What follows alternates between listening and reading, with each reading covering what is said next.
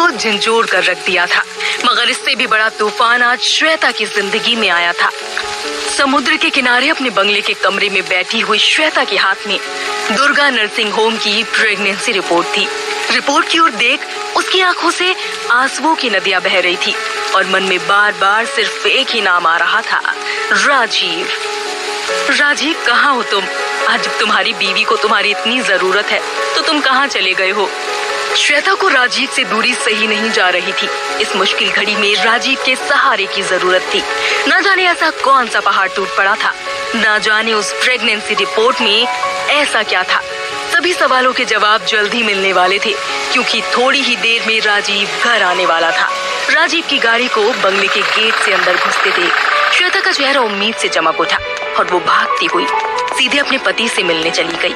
राजीव के दरवाजे से अंदर आते ही श्वेता ने उसे गले से लगा लिया और फूट फूट के रोने लगी, मगर वो कुछ कहती कि तभी राजीव ने उसे खुद से दूर कर दिया और पीछे खड़ी अपनी माँ गायत्री के चरणों को छूकर उनसे आशीर्वाद लिया।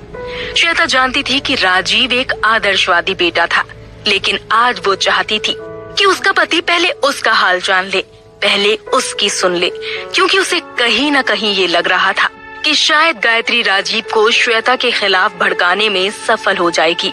और गायत्री ने ठीक वैसा ही किया। अपने बेटे को आशीर्वाद देते ही गायत्री ने अपनी गुस्से भरी लाल आंखों से श्वेता की तरफ देखा और कहा, तुम अब तक इस घर में क्या कर रही हो? तुम्हें कहा था ना यहाँ से निकल जाओ। माँ, मैं तो बस एक बार राजीव से, लगता है तुम ऐसे नहीं मानोगी, तुम्हें धक्के मार मार कर यहाँ से निकालना होगा। गायत्री गुस्से से तप रही थी। वो जैसे जैसे श्वेता की तरफ कदम बढ़ा रही थी, मानो जैसे श्वेता के पैरों तले जमीन कांप जा रही थी। मगर आखिरकार श्वेता की दुआ कबूल हो ही गई और राजीव ने अपनी माँ को रोक ही दिया। बस माँ, रुक जाओ। गायत्री को अपने बेटे की बात पे भरोसा ही नहीं हो रहा था। वो तो ऐसे बोल पड़ी कि मानो जैसे राजीव ने कोई घोर पाप कर दिया हो। राजीव, क्या बोल रहे हो? जानते नहीं क्या इस लड़की ने क्या किया है? हमारी इज्जत मिट्टी में मिला दी है।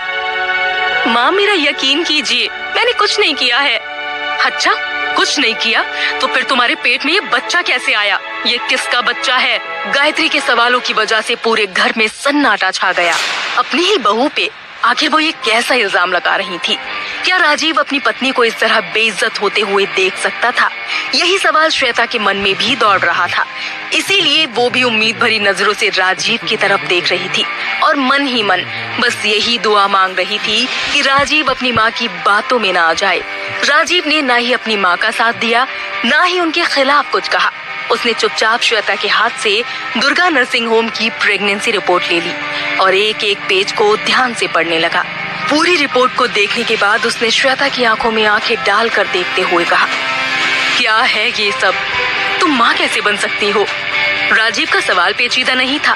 हालांकि श्वेता में किसी भी तरह की कमी नहीं थी। वो और राजीव हमेशा से एक बच्चा करना चाहते थे, लेकिन दिक्कत इतनी सी थी कि पिछले 3 महीनों से राजीव शहर में ही नहीं था। शादी की रात को जब पति पत्नी अपने प्यार की डोर में एक होते हैं, तब राजीव को हड़बड़ी में मुंबई से जाना पड़ा। उसकी एक फैक्ट्री में आग लग गई थी और राजीव को इस मुश्किल से निपटने के लिए अपनी नई नवेली दुल्हन को छोड़ के जाना ही पड़ा। ऐसे में श्वेता के पेट में बच्चा होने का मतलब साफ था कि वो बच्चा राजीव का नहीं था। ये बात श्वेता भी जानती थी, पर वो अब भी यही उम्मीद कर रही थी कि राजीव एक बार उसकी बात सुन ले और फिर निर्णय ले। लेकिन राजीव कुछ भी सुनने की हालत में नहीं था। वो श्वेता से सिर्फ जवाब चाहता था। किसका बच्चा है ये सिला दिया तुमने मेरे प्यार का, मेरे विश्वास का। श्वेता कुछ कहती कि गायत्री फिर बोल पड़ती है, मुझे तो समझ में नहीं आ रहा है कि आखिर तुम इससे इतने सवाल जवाब कर ही क्यों रहे हो? इसे तुमसे कोई मतलब नहीं। तुम्हारी गैर मौजूदगी में नाजायज संबंध बनाए और अब बेचारी बन रही है। चुपचाप इसे यहाँ से निकालो। पहले मुझे मेरे सवालों के जवाब तो मिल जाएं। बताओ श्वेता, किसका बच्चा है ये? श्वेता के पास कोई जवाब नहीं था। होता भी कैसे? उसे भी अपनी इस प्रेगनेंसी को लेकर उतना ही आश्चर्य था जितना कि राजीव को भी था। लेकिन उसके ये कहने से उसकी बात कौन मानने वाला था? वो अब बस किसी तरह अपने और राजीव के रिश्ते को बचाना चाहती थी। मेरा यकीन करो, मैंने कुछ नहीं किया। मैं सिर्फ तुमसे प्यार करती हूँ। तुम कहो तो हम ये बच्चा गिरा देंगे। वो ये कहते हुए राजीव के कदमों में गिर जाती है, लेकिन राजीव टस से मस नहीं होता। बच्चा गिराने से क्या होगा, मेरी खोई हुई इज्जत तो वापस नहीं आएगी ना। मेरे मन में अब तुम्हारे लिए घिन के अलावा और कुछ भी नहीं है। राजीव की बातों ने श्वेता को अंदर से तोड़कर रख दिया था।